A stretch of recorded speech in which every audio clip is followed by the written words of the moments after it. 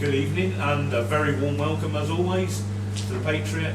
This evening we have Blackwater Redemption with us and here showcasing the brand new EP Between the Angel's Shout and the Devil's Cut. Yeah. Man, I just love that title. Where did the inspiration come? It was Tyler's stag do. Well, from a while ago. And basically we did a whiskey tasting session, and the guy that was doing the talk was talking about the barrel of whiskey, and he said, was it the top half is the Angel's Share, and the bottom half is the Devil's Cut. And I leaned over to Tyler and went, remember that? That's a cool song title. Yeah. And it just came from that. Really, because I played a number of reviews of the EP recently, and for me it's got a very deep personal resonance of some like resonance, degree of atonement, a degree of redemption, and so I guess that people find meanings for themselves. Yeah, definitely. I think lyrically, a lot of the things that kind of write about is I normally write lyrics and then something happens that I then very shortly after that I can then resonate with, which is not good if you start writing songs like Fly Like the Crow and then all your grandparents start dying. But it's I think yeah, Blackwater Redemption, like a lot of these kind of newer songs are kind of songs that we've always kind of wanted to write. I mean, maybe songs that are about that kind of redemption for maybe letting the previous band kind of go the way it did. Yeah, because we first clocked you guys about 7 years ago at Butlins on the introducing stage, and you ripped it up then. I was just genuinely hard, just grief stricken when you said we're splitting up. Then the next moment you say, but we're coming back. Yeah. How does it feel to be kind of reborn? We all have a lot more positivity about us, don't we? A lot more energy. It feels fun again. So towards the end of Western Sand, it stopped being felt like a bit of a slog with trying to the same name. Now it just feels like a fresh start. Yeah, it feels fun again. Yeah, because you came in towards the later stages of Western Sand, didn't you? Yeah, I did one gig as Western Sound. No, more than one. Did one gig in Manchester. Manchester, my first ever Western Sound gig, and then COVID hit, and that was it for 2 years. The dreaded C word. Yeah, but I used to. Well, I know Tyler from work, and we used to hang out together, and I used to tag along doing the merch and just being a pest, really. Yeah. Well, but you're enthusiastic, weren't you? So it's, when the time came for looking for it, and your bass player Dan was the guitar player originally, not a very good one. It's easy with 4 strings. That's why it's But yeah, I couldn't say no really, because I just loved hanging out with you guys and stuff. And, yeah, couldn't say no to it really. And you brought Zoot in towards the later stages of the laying down of the EP, wasn't it? Yeah, so Nathan from Western Sand decided to leave, and that's when me and Tyler and Dan sat down and went, let's start fresh, start something new. So then we went through an audition process for drumming, and then we wanted Zoot originally. Everyone kept saying, let's get Zoot. But we for couldn't about get 6 months. Yeah, we couldn't get open. We were just auditioned. We had several guys, some decent drummers, but none of them that we were gelling properly. And then eventually we just had a message. Was it a message out of from Zoot going, oh hey guys? I don't know actually how that happened. No, I got another message from you 6 months later. Oh, did you? Yeah, because I was pretty busy. Like the first time you guys sent me a message, and then I think it was like around August last year that I was kind of like, just give it a go and see how it sounds. It actually sounded really good.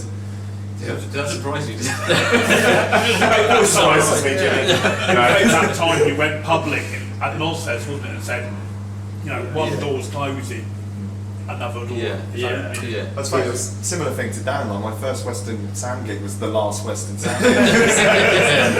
It was bizarre. Yeah. I think it was just it was the right time really. I think when you start off on these when we started Western Sound we were 18. and all we knew was just like drinking ourselves silly and playing rock music as loud as we possibly could and just having a laugh. And as it kind of got more and more serious, like the bigger gigs started rolling in, that was amazing, and we lapped it up as much as we could. And then it kind of hit a point where we almost started like becoming the band. We would see reviews. Why are they not signed to a label? How has this band not got any bigger than what it should have done? And I think that put pressure on us and a weight on us that we just needed eventually just to let go of. They can leave. We kind of got ourselves in a corner with the Southern Rock things. We tried to market ourselves as Southern Rock, which we were. We didn't start out to be Southern Rock, it just happened. And then everyone was then pitching on us Southern Rock, so then we felt we need to just write Southern Rock stuff then. And whereas now we've got the freedom to just explore and create things. I mean, there's a lot more riff-driven stuff on this. Yeah. You know, you We've start got a lot off of with riffing. Tombstones and Deadwood, and for me, you've got that image of the solitary figure walking back into that isolated village to bell tolling, and then the fucking riff just opens up. And, you know, is there a sort of imagery that you have in mind when you're writing? I think one of us would come in with a riff, and then you'd get a general vibe from it. Then you move on. 'Cause I wrote that riff, but then Tyler wrote the chorus, and because I wrote the riff and didn't have a clue where to go from there. I was like, I've got this riff, but I don't know what to do. And then, but Tyler had this chorus, and it was all just happened to fit. Sort of like putting pieces of Lego together in a musical sort of way. I think we've always been quite good at that, in the fact that Jimmy's got a natural kind of ear of writing some absolutely stellar riffs, and I think my ear is probably a little bit more geared to how the song's kind of going to flow. And then what's been really nice with this EP was actually being able to get Dan on board with bringing in his ideas, and then when it came down to the one, obviously we could get Zoot involved, and then we got we got 2 tracks that we're going to open up with tonight, which is ones we wrote all together. Sweet. And it's we will be recording in the next couple of months. yeah, we're excited about those because they feel like a whole other animal again, where we have been able to explore maybe a slightly heavier side. The Zoot's drumming is like a powerhouse, so it's nice to be able to play riffs now and have someone just make those riffs sound as good as what they should do, which is what his drumming does. So.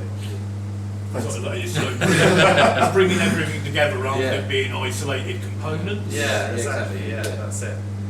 So I mean, you're hitting the new year now. You've just done a support slot with Chris Barris in Bournemouth, I believe. Yeah. How was that? How did that go? That was awesome. Really good. I think that was the tightest we've played since being Blackwater and everything. And it just felt good. And It was a really crazy, sharp amount of energy, from start to finish, wasn't it? I think it was kind of strange. I don't think one of us were really too nervous before going on, but the second we went on, and the intro music kind of came on, it just felt totally natural. Didn't it? Yeah. It was really good, Very and then proud. start to finish, just killed it.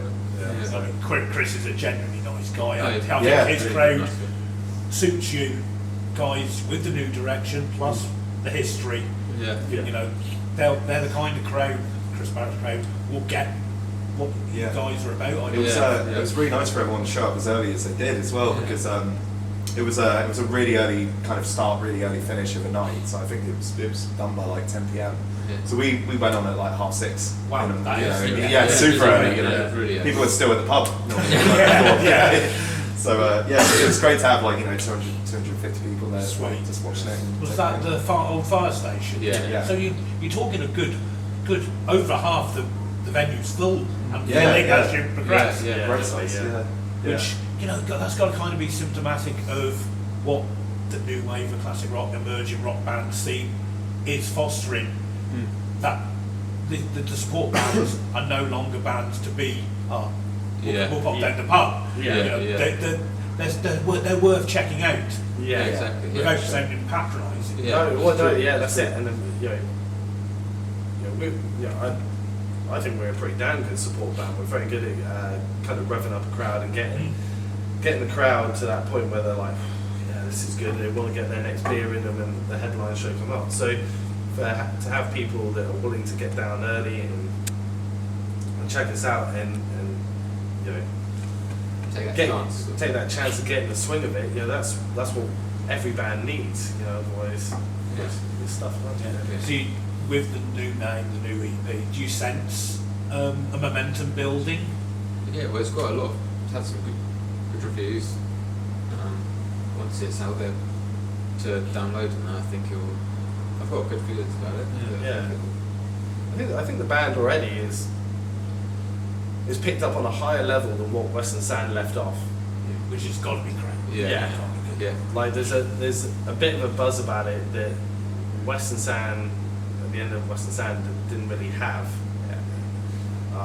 Whether that's just our own personal energy or whether that's through the feelers as well. But it's like our first 2 hometown gigs, 3 hometown gigs have been sporting glorious. We did over 100 people that joined us for our EP launch. Yeah, early December. And then we go support Chris Barris. Yeah. And now we've got 2 dates with Sons of Liberty now.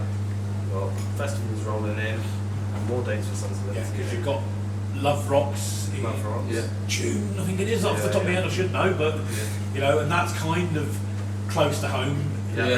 Ringwood, just along the south coast. Yeah. That's a great upcoming festival as well. Yeah. It's really, got leaps and Yeah. bounds in the last few years. So that's We'll great. do another headline in Bournemouth soon. Yeah. Oh, that'll be their cave, won't it? Yeah. Okay. Which is the guy who used to run the Yeah. one down in the downstairs. Yeah. Yeah, that's the one. I can remember the name. Yeah. What a legendary venue. Yeah. Well, it used to be Ibar before. Yeah, a lot of bands have been through that. It's Yeah. crazy. We played Ibar years and years ago. I forgot it was called Ivar. Yeah, Oh, but yeah, that was the time when Nathan, our old drummer, wanted to dress, him and me, I think all of us were saying to his Halloween, we'll dress in spandex for a laugh. And we're like, yeah, let's do it. And then he did, but none of the rest of us did. It's an absolutely terrible idea. Brilliant. Is that fortuitous? And here we are now, this evening. Yeah. Baggier clothes. Yeah. At the Patriot, ready to kick ass. Yeah, man. Yeah. And let's hope this kicks, you know, we see Blackwater Redemption kick on. You've got a super solid EP there. And Got a just pizza in. waving pizza. So we'll wrap it up by saying, people, buy this EP. It is seriously good. Read the reviews. Believe these guys. Go eat your pizzas. Thank you so much for taking the time out. Yeah, brilliant. Cheers, man. Yeah, cheers, dude. Dan. Oh, sorry. Jimmy, thank you very much.